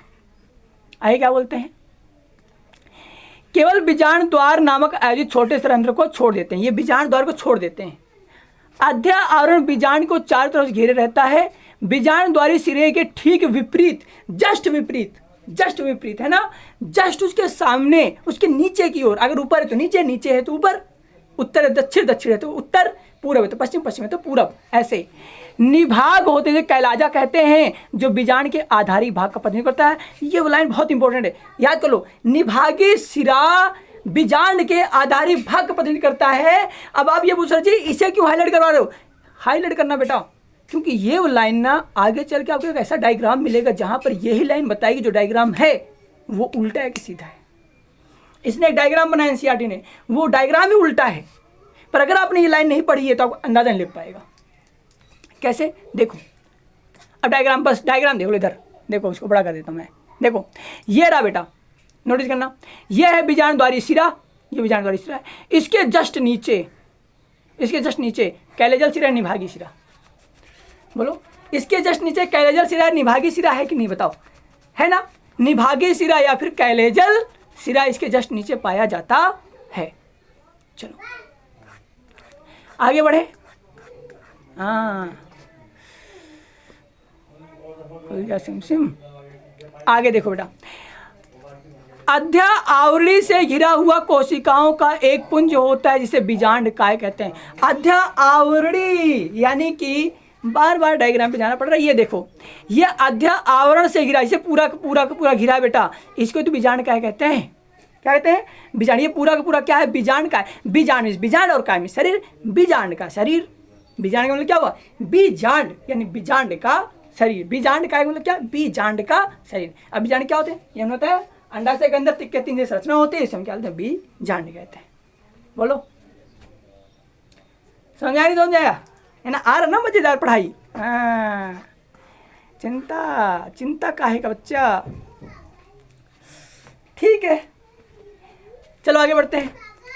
बीजांड काय केंद्रक की कोशिकाओं में प्रचुरता से आरक्षित आहार सामग्री होती है। जो बीजांड काय का केंद्रक होगा उसमें प्रचुर मात्रा में आहार सामग्री होगी, मतलब कि उसमें खाने पीने की सामानें होंगी जो बीजांड काय के अन्य कोशिकाओं को देता रहेगा। बीजांड काय भ्रूण कोश या मादा युग्मोद्भिद बीजांड काय में स्थित होता है। ये लाइन बेकार है। आगे देखो, एक बीजांड में सामान्यतः एक अकेला भ्रूण कोश होता है, इसको याद रखना। एक बीजांड में एक अकेला भ्रूण कोश, एक बीजांड में एक अकेला भ्रूण कोश होता है जो एक गुरु बीजाणु से निर्मित होता है। एक अकेला भ्रूण कोश होता है जो एक गुरु बीजाणु से निर्मित होता है। चलो मैं तुम्हारे डाउट और क्लियर करता हूँ। यहाँ पे क्या बोला है, बीजांड काय भ्रूण कोश या मादा युग्मोद्भिद बीजांड काय में स्थित होता है। पहले चीज, अगर तुम इस लाइन को काट दो बीजांड काय को, तब ये लाइन सही है। अब तुम ये लाइन को पूरी तरीके से याद कर लो। क्या? भ्रूण कोश या मादा युग्मकोद्भिद, जो भ्रूण कोश है बेटा उसे हम मादा युग्मकोद्भिद कहते हैं। अभी अपनी एनसीईआरटी किताब में लिखो कि भ्रूण कोश को मादा युग्मकोद्भिद यानी मादा युग्मक का उद्भिद वाला स्थान या युग्मक उद्भिद भी कहा जाता है। अभी लिख ला भैया, लिख ला, फिर कहा ही जब पढ़ावा करी किताब का लेके बैठ जा करा किताब, और वही किताब जो किताब पढ़ाओ एनसीईआरटी पढ़ाओ तो लेके बैठा रहा और लिखत चला भैया, लिखत चला। ना लिखे पर गड़बड़ाई जाए, बाद में फिर सर जी कहा ये इवन बाद में वीडियो देखो ढूंढोगे, फिर कहोगे सर जी ने अच्छा नहीं पढ़ाया, फिर उन्होंने अच्छा नहीं पढ़ाया, ये करें वो करें। तो इससे अच्छा एक चीज़ करा, समझाता नहीं समझाता हमारी बात। हाँ, भ्रूण कोश जो होता है, अब इस लाइन को भूल जाओ, जैसे लाइन काट दो, एनसीईआरटी ने लिखा लेकिन तुम काट दो, ये सिंपल सी कहानी लिखो। भ्रूण कोश जो है वो बेटा ये जिसे मादा युग्मकोद्भिद कहते हैं, वो बीजांडकाय में स्थित होता है। बीजांडकाय में ही मादा युग्मकोद्भिद यानी कि भ्रूण कोश पाया जाता है। क्लियर कि नहीं क्लियर? क्लियर हो गया। तो हमने देखा बेटा टॉपिक हमारा क्या था, हमारा टॉपिक था मतलब इस तरीके से जो पूरा हिस्सा था उसने क्लियर कर दिया। अब हमें एक अलग हिस्सा पढ़ने जा रहे हैं बेटा, गुरु बीजाणु जनन। गुरु बीजाणु जनन, गुरु बीजाणु जनन मतलब क्या है? जिसमें गुरु बीजाणुओं का जन्म होगा, जनन होगा। समझ रहे हो मेरी बात? अच्छे समझ रहे हो? जहाँ गुरु बीजाणुओं का जन्म होगा, जनन होगा, उसे ही गुरु बीजाणु जनन कहेंगे। और इंपॉर्टेंट बात समझो, इसमें एक बात लिखी है गुरु बीजाणु मातृ कोशिका। सिंपल सी कहानी है यार, जो कोशिका गुरु बीजाणु जन्म देगी उसको हम गुरु बीजाणु मातृ कोशिका कहेंगे। संधि विच्छेद क्या करो यार, गुरु बीजाणु मातृ कोशिका समझो। एक और इधर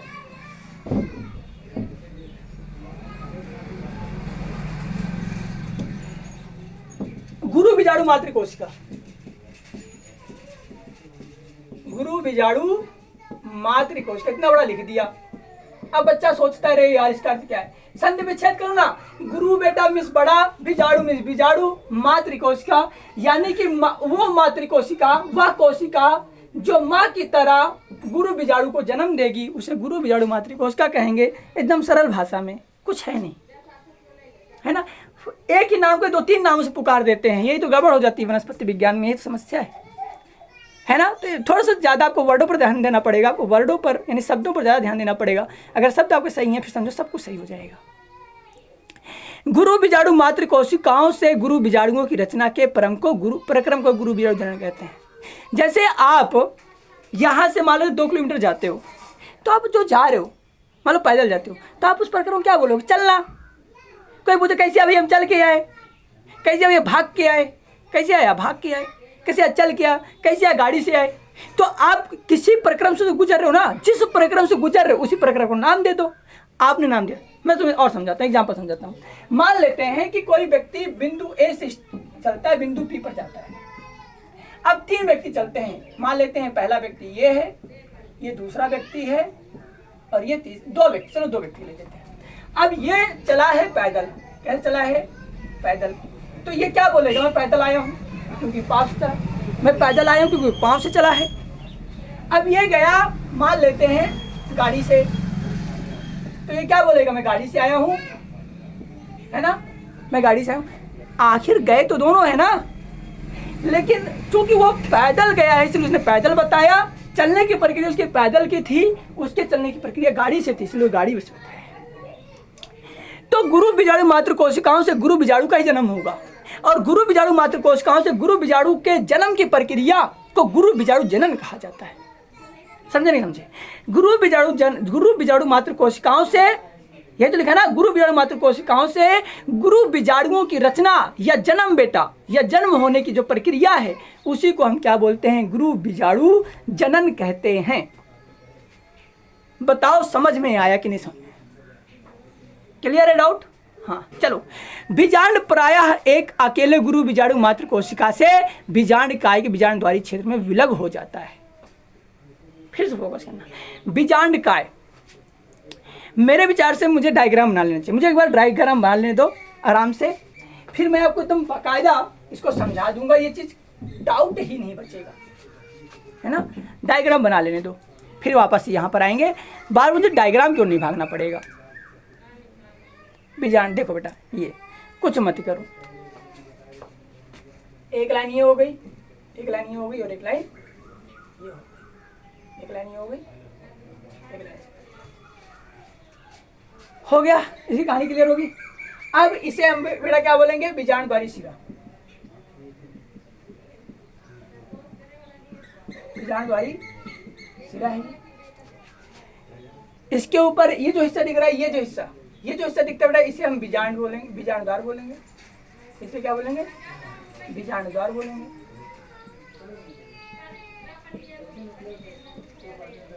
ये बाह्य भित्ति है, क्या बोला है, बाह्य आवरण है। ये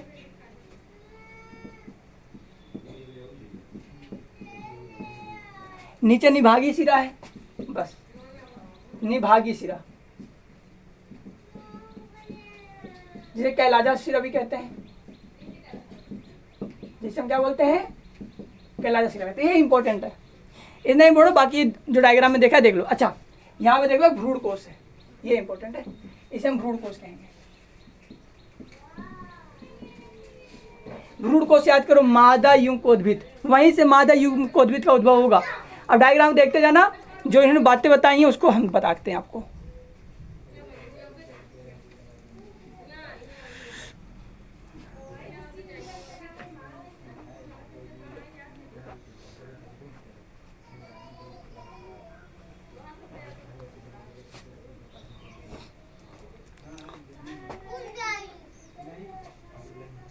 देखो बेटा, इन्होंने क्या बताया,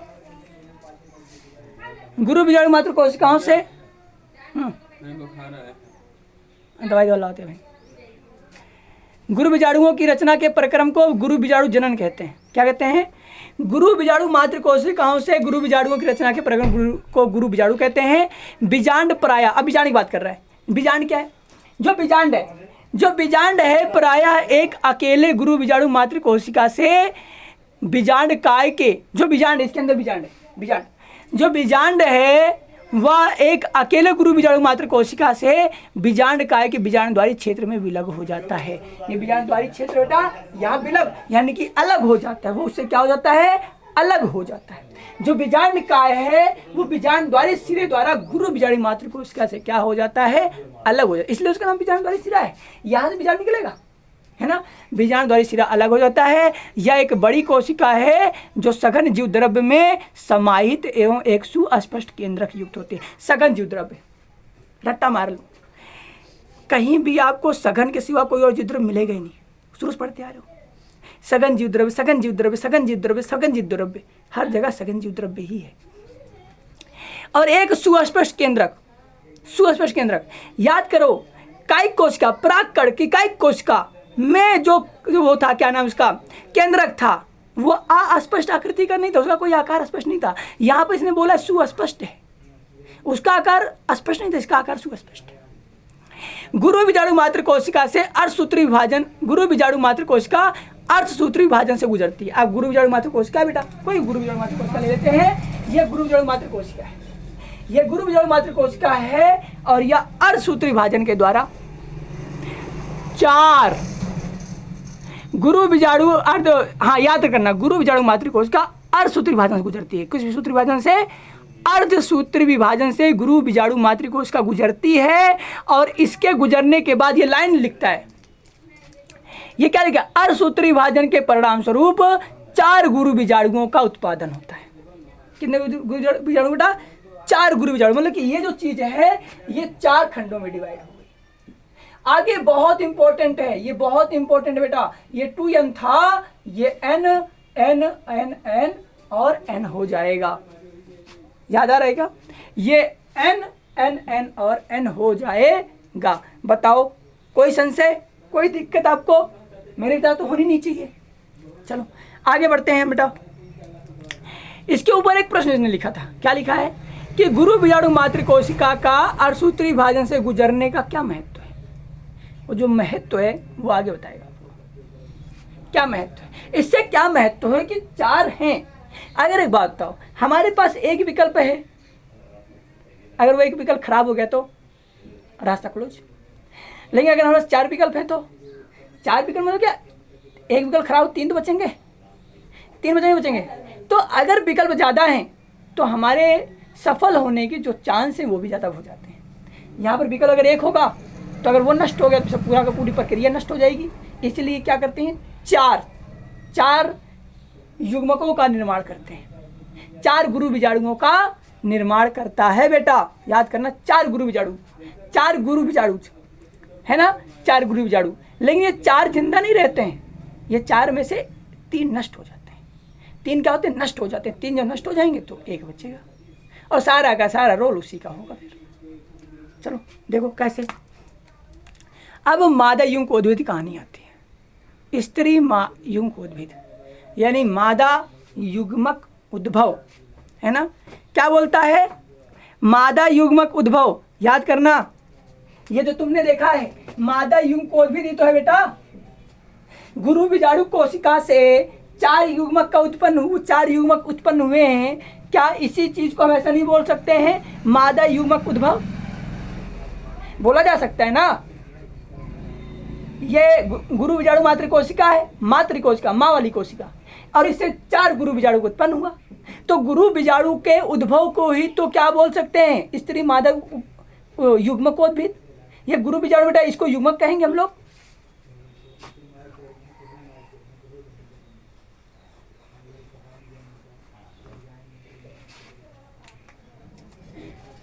पानी पी लेता हूँ, बहुत तेज गर्मी लग रही है, प्यास लग रही है। पंखा है, पंखा चला सकते हैं। लाइट कभी आती है कभी नहीं आती है। अभी लाइट है, लेकिन समस्या है कि सरसराहट की आवाज़ बहुत आएगी।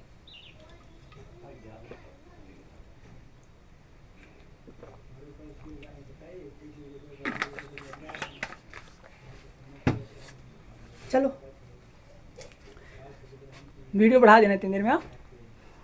स्त्री मादा युग्मकोद्भिद बेटा, अधिकांश पुष्पीय पादपों में गुरु बीजाणुओं में से एक कार्यशील होता है, जबकि अन्य 3 अपविकसित होते हैं या अभ्रष्ट होता है, नष्ट हो जाना।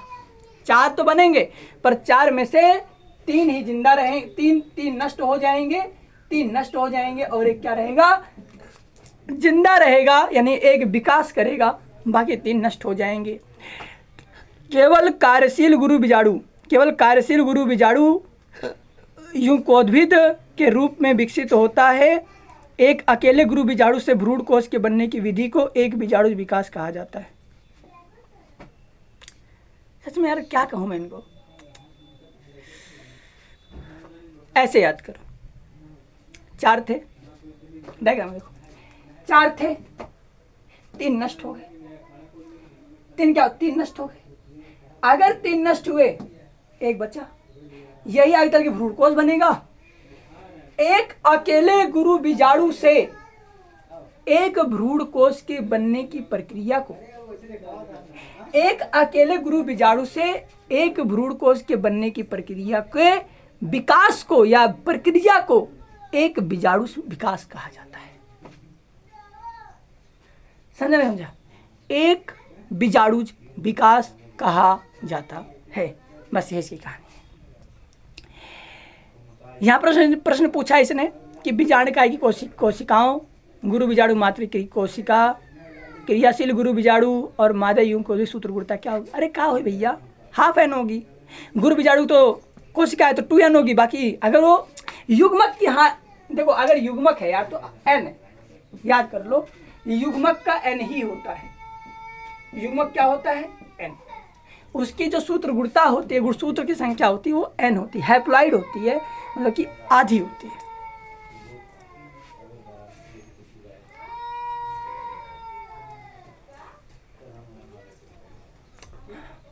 ना शायद सोच चले।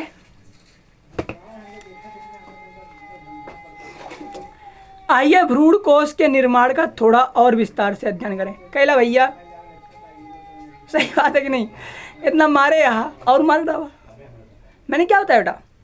इम्पोर्टेंट बात, बहुत इम्पोर्टेंट है। मतलब कि मादा की संरचना ही जटिल है। इसमें क्या तुम मानव जनन पढ़ोगे, स्त्री की संरचना ही जटिल होती है। शुरू से बता रहा हूँ, स्त्री की संरचना ही जटिल है। इतना मारा मारी है ना कि आपको मतलब बहुत फोकस होकर पढ़ना पड़ता है, बहुत ज़्यादा फोकस होकर पढ़ना पड़ता है। भ्रूण कोश के निर्माण थोड़ा और विस्तार अध्ययन कर लेते हैं भैया। चित्र 1.8 बार देखा, 1.8 बार देखो, 1.8 बार ये रहा। अब 1.8 ये रहा, 1.8 बार ये रहा। ये 1.8 बार ही तो है, इसको ध्यान से देखना। अब पहले इसको हमें डायग्राम बनाना पड़ेगा, पहले इसको मिटा दें फिर डायग्राम बना लें। पहले इसको मिटा दो फिर डायग्राम बना लेते हैं। डायग्राम पहले बनाएंगे बेटा, डायग्राम से मैं आपको समझा दूंगा बढ़िया, डायग्राम में आपको बढ़िया समझा दूंगा, है ना।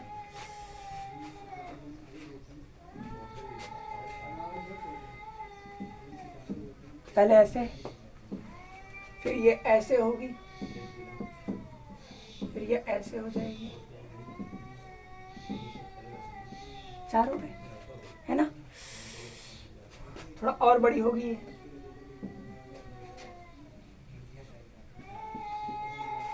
ऐसे हो जाएगी, ऐसे हो जाएगी,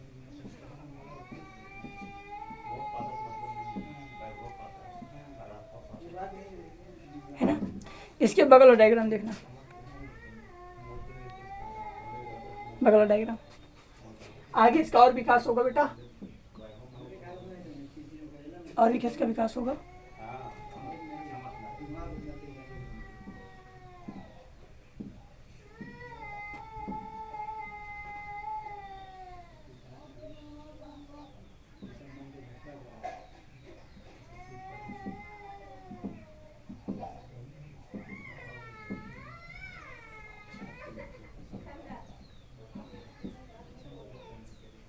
और इसके अंदर देखो ऐसे फिगर बना हुआ है, ऐसे फिगर बना हुआ है ना। अब इन्होंने जो बातें लिखी हम बाद में देखेंगे, जो बातें इन्होंने लिखी हैं वो हम अभी बाद में देखेंगे, लिखेंगे इसके बारे में बाद में। अभी हम के लिए देखेंगे, धूप छांव की वजह से कभी ज़्यादा कभी कम हो रहा है, दिखने लगा ना। फिर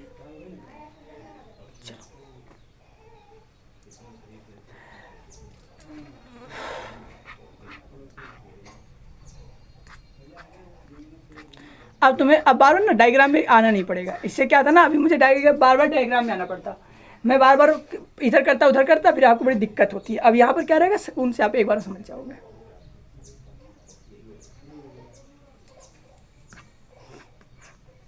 चलो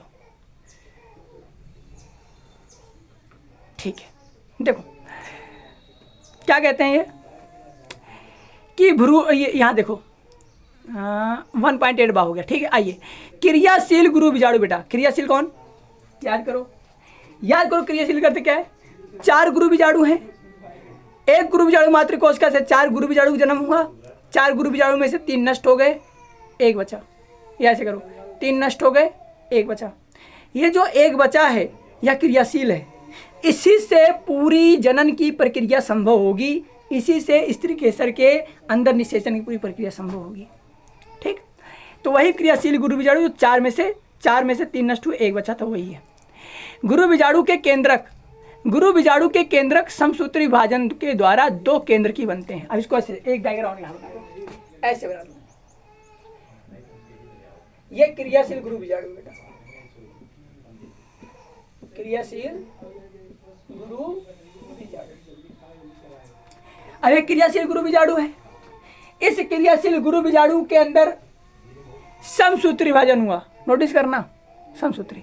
और दिमाग सेट कर लो इस बात को, किसी भी युग्मक का विभाजन सदैव समयुग्मक समसूत्री द्वारा होता है, अर्धसूत्री द्वारा संभव ही नहीं है, क्योंकि n/2 हो ही नहीं सकता। आप n को n/2 में डिवाइड नहीं कर सकते हो कि n/2 कर दो, पर 2n का तो डिवीजन कर सकते हो ना, n और n में आधा कर सकते हो, n का आधा n/2 नहीं होता है, समझा। हाँ,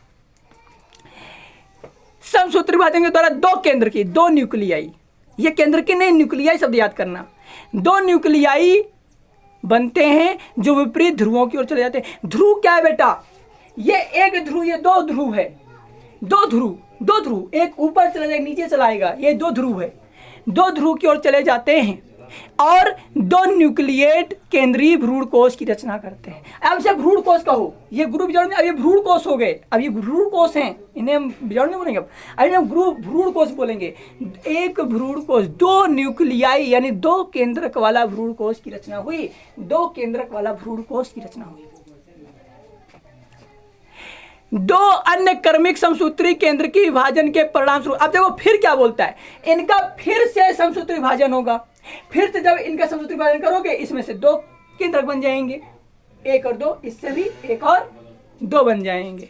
दो केंद्र के विभाजन के परिणाम स्वरूप चार केंद्रीय यानी न्यूक्लिएट, बेटा अब केंद्रीय को न्यूक्लिएट बोलेंगे, चार केंद्रीय चार न्यूक्लिएट और तत्पश्चात ये 8 केंद्रीय भ्रूण कोश की रचना करते हैं। और एक समय ऐसा आएगा कि ये चार जो है डिवीजन करके 8 न्यूक्लिएट, सॉरी ये 4 डिवीजन करके 8 न्यूक्लियाई यानी 8 केंद्रक का रचना करते हैं। और आप ध्यान से देखिएगा, अभी केवल एक ही कोशिका है, एक कोशिका यहाँ भी, एक कोशिका यहाँ भी, एक कोशिका यहाँ भी, यहाँ भी एक कोशिका, लेकिन आप बढ़ते बढ़ते आएंगे तो आप देखें कोशिकाएं बदल गई, कोशिकाओं की संख्या बदल गई है।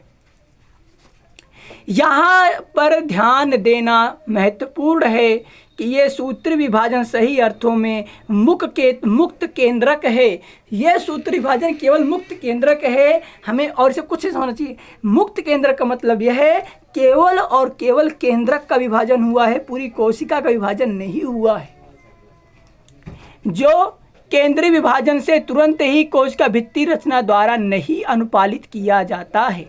इसका मतलब यह है कि इसमें कोशिका भित्ति का निर्माण नहीं होता है। चैप्टर नंबर 10 कक्षा 11 की बायो आप याद करो कि जब विभाजन होता है तो उसके अगल बगल भित्ति की भी रचना होती है, लेकिन यहाँ भित्ति की रचना नहीं हो रही। यहाँ केंद्रक का विभाजन तो हो रहा है पर केंद्रक के चारों ओर भित्ति की रचना नहीं हो रही है। जब कोशिकाएं विभाजित होती हैं तो तुरंत, जब जीवद्रव्य विभाजित होता है तुरंत कोशिका भित्ति की रचना हो जाती है, पर यहाँ ऐसा नहीं हो रहा है। आगे कहता है 8 न्यूक्लिएट चरण के पश्चात, अब देखो बेटा ये 8 न्यूक्लिएट चरण है, ये 8 न्यूक्लिएट चरण है। इसका मतलब क्या है बेटा कि ये जो स्थिति तुम्हें दिखाई दे रही है इसमें 8 न्यूक्लियाई यानी 8 केंद्रकों की रचना हो चुकी है। समझ आ रही बात?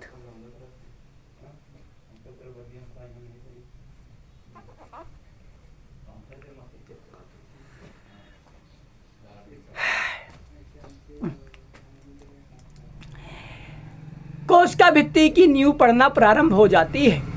अब इसके जस्ट बाद 8 न्यूक्लियाई चरण के पश्चात कोशिका भित्ति की रचना प्रारंभ हो जाती है। कोशिका भित्ति रचना प्रारंभ होना शुरू हो चुकी है। कोशिका भित्ति रचना प्रारंभ होना शुरू हो चुकी है, जो विशिष्ट एक विशेष प्रकार की मादा युग्मकोद्भिद या भ्रूण कोश के संगठन का रूप लेता है। तो भ्रूण कोश ही बेटा है, तो ये भ्रूण कोश मादा युग्मकोद्भिद को भ्रूण कोश कहते हैं। याद कर लो, मैंने लिखवाया था तुरंत का एनसीईआरटी को लिखो, मादा युग्मकोद्भिद को ही भ्रूण कोश कहा जाता है। समझा कि नहीं समझा? बोला समझ आएगा ना? हाँ, भ्रूण कोश के भीतर कोशिकाओं के वितरण का अवलोकन कीजिए। ठीक है, अवलोकन कर लेते हैं, लो अवलोकन कर लो, याद करो। अब बेटा इसके अंदर नोटिस करना, ये 3 अलग कोशिकाएं, ये 2 अलग, मतलब सॉरी ये 2 अलग केंद्रक, ये 3 अलग केंद्रक और यहाँ पर 1 2 3 अलग केंद्रक दिखाई दे रहे हैं। ये जो अवलोकन करना है, अवलोकन कर लिया हमने। 1.8 बा से सा पूरा। आगे 8 में से 6 न्यूक्लियाई भित्ति कोशिकाओं से घिरी होती है। 8 में से 6 जो होती हैं वो 8 में से 6 न्यूक्लियाई, मैंने कहा ना केंद्रक मत याद करना, न्यूक्लियाई याद करना, केंद्रक मत याद करना, न्यूक्लियाई याद करना। न्यूक्लियाई बोलेगा बार बार, ये केंद्रक नहीं बोलेगा, न्यूक्लियाई बोलेगा। ये तो एनसीईआरटी प्रॉब्लम है। कोशिकाओं से घिरी होती हैं। कोशिकाओं से कैसे गिरो बेटा? एक केंद्रक, इसके चारों ओर एक कोशिका भित्ति, दूसरा केंद्रक, दूसरी कोशिका भित्ति, तीसरा केंद्रक, तीसरा कोशिका भित्ति। कम दिखाई दे रहा है क्या? अंधेरा हो गया क्या?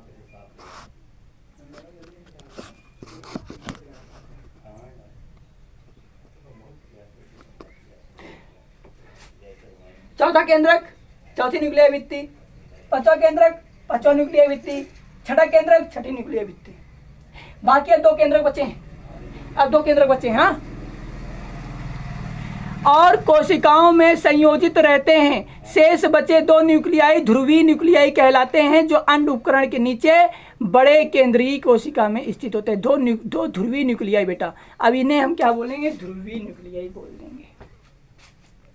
क्लियर है? चलो इसका एक बार डायग्राम देख लीजिए। ये देखो क्या लिखा है इसके बारे में, क्या लिखा है इसने इसके बारे में, ध्रुवीय केंद्र लिखा नहीं, ये केंद्रीय कोशिका नहीं भाई, केंद्रीय कोशिका ना, इसी ना लिखता हूँ, इससे बेटा ध्रुवीय न्यूक्लियाई कहेंगे। उधर जा रहा है यार, मुझे लग रहा है तुम्हें दिखे ना उधर, कहीं ऐसा ना हो कि दिखाई ना पड़े। ये ध्रुवीय न्यूक्लियाई है। अब इधर नहीं लिखेंगे यार, इसको डायग्राम इसको हटा दें क्या, ऐसा ना तुम्हें दिखे ना, ऐसा ना तुम्हें दिखे ना। ये मैं एक काम करता हूँ, इसी डायग्राम के अंदर लिख देता हूँ, ये ध्रुवीय न्यूक्लियाई है बेटा। क्या है ये, ध्रुवीय न्यूक्लियाई। और इसी ध्रुवीय न्यूक्लियाई को बेटा हम क्या बोलेंगे, केंद्रीय कोशिका बोलेंगे। क्या बोलेंगे, केंद्रीय कोशिका। ठीक है, एक केंद्रीय कोशिका के अंदर दो ध्रुवीय न्यूक्लियाई, एक और दो, ये पूरा एक केंद्रीय कोशिका है और इसके अंदर दो न्यूक्लियाई हैं। कितने न्यूक्लियाई हैं, दो न्यूक्लियाई हैं।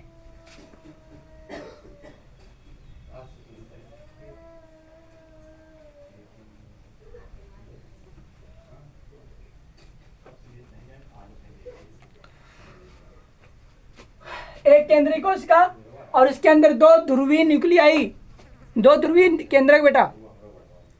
और इसके ऊपर जो बचता है बेटा, ये जो तुम्हें दिख रहा है, इसे हम क्या बोलते हैं, प्रतिव्यासांत, प्रतिव्यासांत कोशिकाएं। इन्हें क्या बोलते हैं, प्रतिव्यासांत कोशिका। इन्हें हम प्रतिव्यासांत कोशिकाएं बोलते हैं। और ये जो तुम्हें दिख रहा है, इसे अंडुपकरण बोलते हैं। क्या बोलते हैं, अंडुपकरण। आगे पढ़ोगे सारी चीजों में बताऊंगा, इसी बारे में बताऊंगा आपको। और नीचे तुम्हें दिख रहा है सहाय कोशिका। ये जो तुम्हें दिख रहा है इन्हें सहाय कोशिका कहते हैं। इन्हें क्या बोलते हैं, सहाय कोशिका। ये सहाय कोशिका है, ये तंत्र रूप समुच्चय है। ये तुम्हें फिंगर टाइप जो दिख रहा है, फिंगर टाइप का ऐसे करके, ऐसे से ऐसे ऐसे, ये तंत्र रूप समुच्चय है।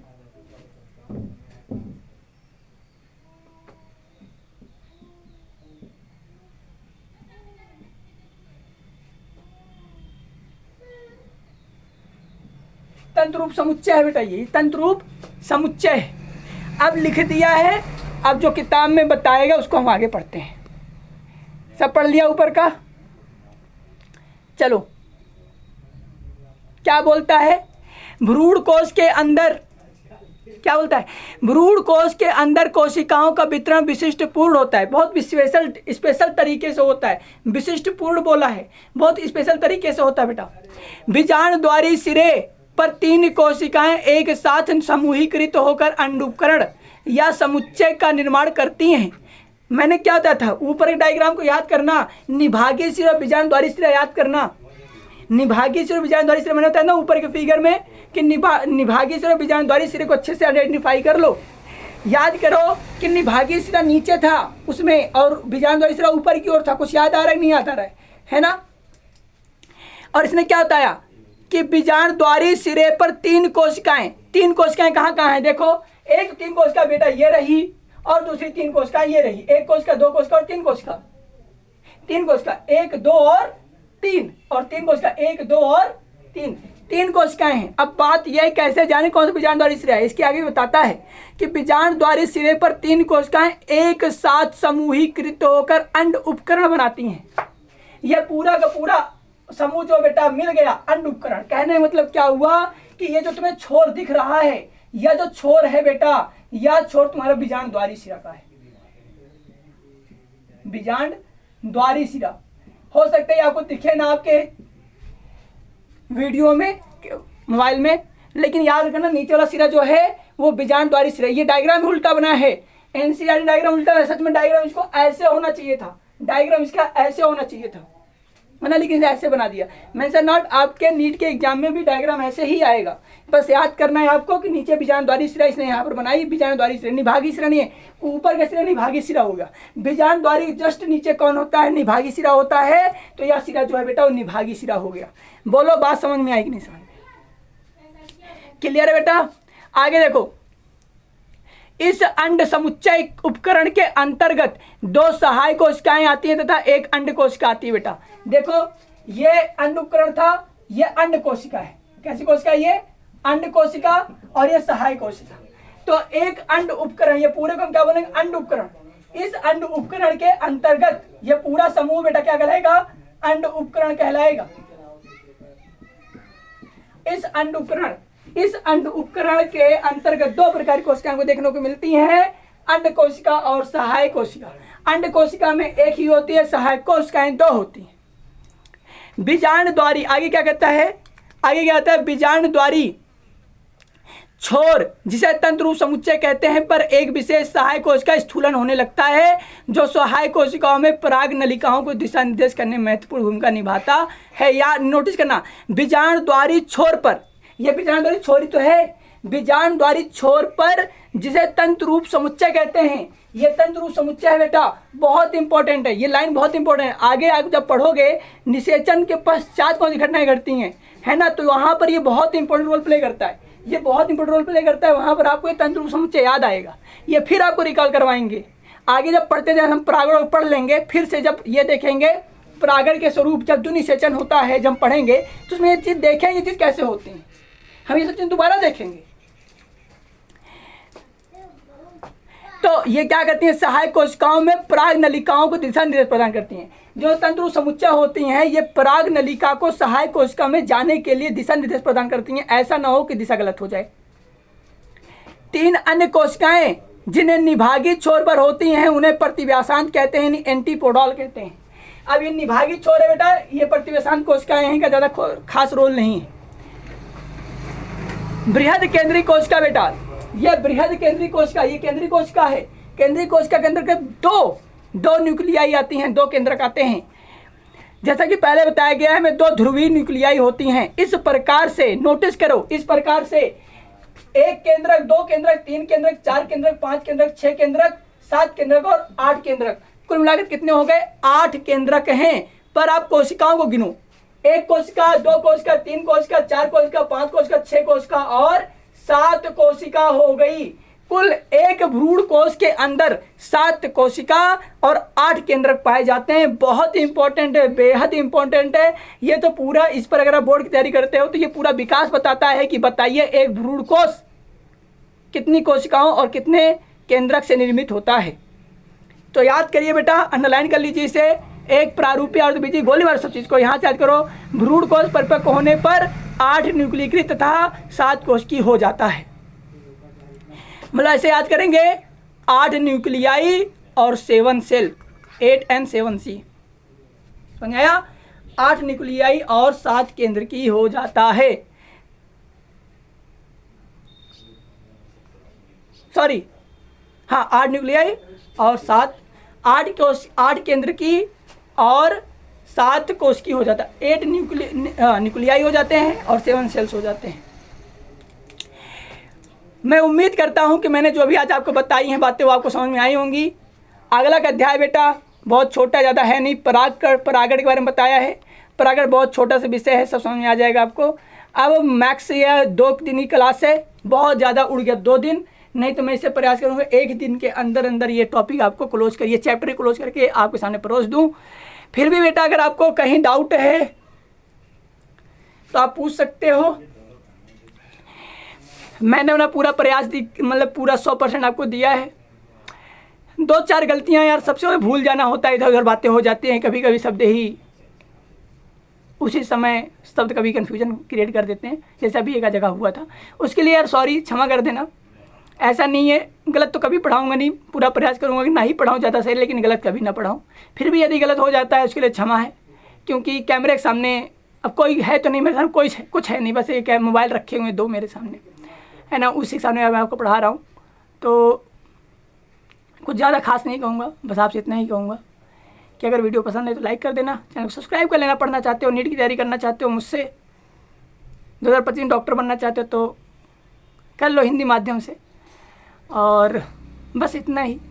चैनल को इस वीडियो को टारगेट रखते हैं 40-40 व्यूज़ आ जाएँ और 5-6 लाइक आ जाए, इतना बहुत है। बाकी मिलता है अगली वीडियो में, तब तक टेक केयर, जय हिंद। ठीक है, लव यू।